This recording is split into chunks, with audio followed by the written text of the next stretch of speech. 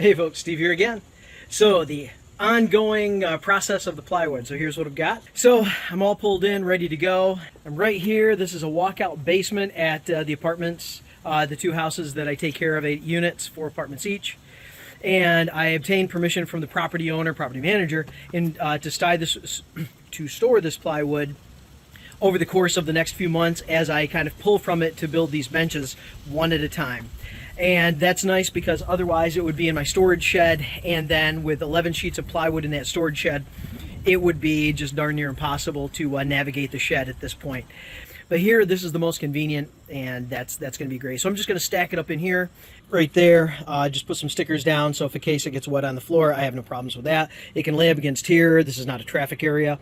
That is a piece of furniture that my son built a bunch of years ago. That is going to go to the like Habitat for Humanity once I have an opportunity to just basically load it up and take it over. So anyway, this plywood will be there. I'll just back that up against it, and it'll be out of the road of everybody. That's the plan. And then underneath this is that beautiful bench. It's all boxed up, but it's that beautiful bench. I'll show you that once it's uncovered. Lightweight does not mean lightweight. It's just lighter than the rest.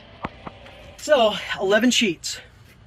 As you can see, as I stacked them in there, I staggered them because the last 8 inches, you can see maybe right here this discoloration, the last 8 inches that was tight to my cabin, all right, because on the downhill side, took a little bit of water by alternating the pieces and reversing which end was wet. So this end is wet, the next piece there,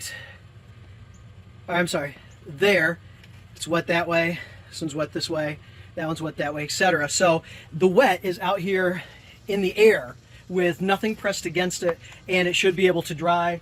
I don't know whose stuff this is. Must be a tenant upstairs that got permission to just explode. But we have a dehumidifier over here that I service monthly, and so that should be just fine to keep this air dry and hopefully pull this moisture out of here. Small price to pay in the fact that I traveled maybe 2,100 miles or so, 30 hours of driving, and roughly 700 miles every 10 hours, something like that. And so it was somewhere between 2,000 and 2,500 miles that I had this in my truck, covered with plastic and a tarp. However, the middle day, we ran into a torrential storm, so much that it was so black we were wondering, because we're going right across Nebraska and all that, we're like, Tornado Alley, let's listen up for the warnings. So we didn't see a tornado, but man, oh man, a Shevitz, as Tony's uncle used to say. It was intense, and so I'm not surprised that anything got wet or didn't get wet. You know, it would be more likely that it did. So this should dry out just fine. I have 11 sheets here. Cost is $161 per sheet times 11. You can do the math plus sales tax. Now underneath that beautiful rack stack of plywood is this thing right here. Yes indeed, ladies and gentlemen, the Paulk SMART Bench.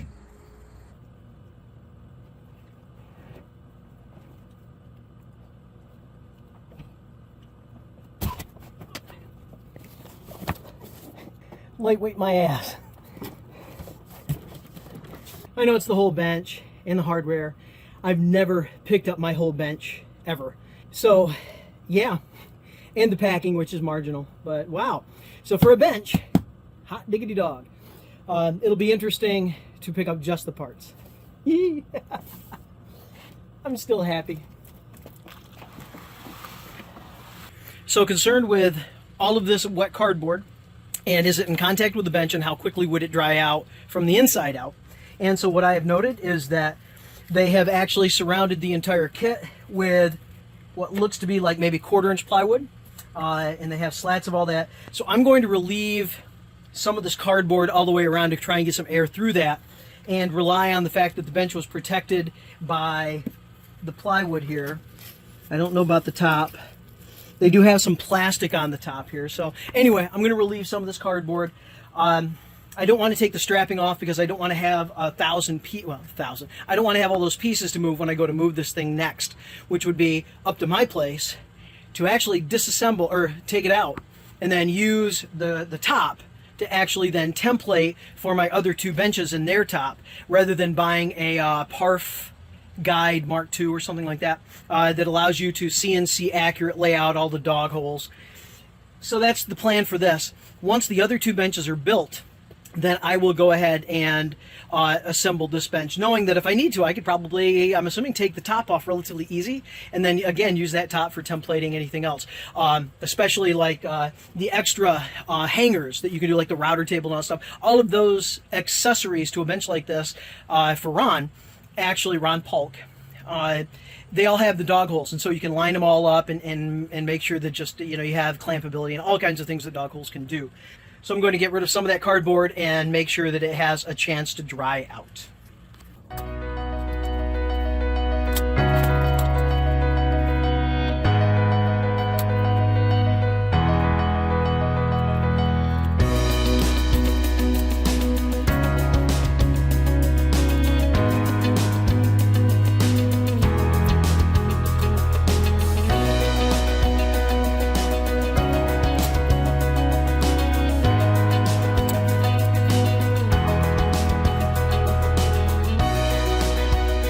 So I think we're good to go. Any damage because of transport, because of me, this is all because of me, is minimal. It was not meant to be transported in the way I transported it over 3 days and incredibly severe weather over the course of like a half hour, 45 minutes. And then the storm caught up to us at the hotel and gave us another hour, hour and a half or whatever of the actual storm duration. Just cats, dogs, revelation, man, revelation rainstorm. So it was amazing. I'm very happy that this is all it was, and not necessarily unexpected. And the first things I'll pull would be the bench. That'll go home with me, and then I would take the minimal, 2-3 sheets of plywood, whatever I'd need to make the first bench. The first bench will be a Paulk Smart Bench. It will be this bench right here. I'm not going to build it exactly that way because that's meant for knockdown, transport, and reassembly. I want to build mine according to the plans, and the plans should be simply without the tabs and all of that this bench will have.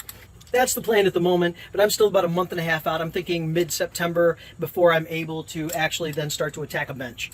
And that'll be under the tent outside my workshop. Thank you very much for sticking with me, folks. If you haven't already, like and subscribe, and you're helping the channel grow. It's free to you, and it really helps me out, and it's very cool to see it grow. Y'all take care. Have a great day. You deserve it. You deserve it.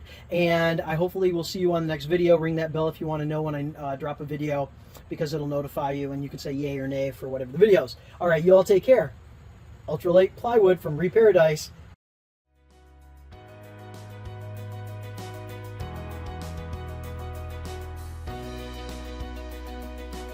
All right, folks, there you go. Ultralight Plywood. This came out of Reparadise, out of Salt Lake City, Utah. You can find them on the, they have a website. It's easy to find, and you can order this.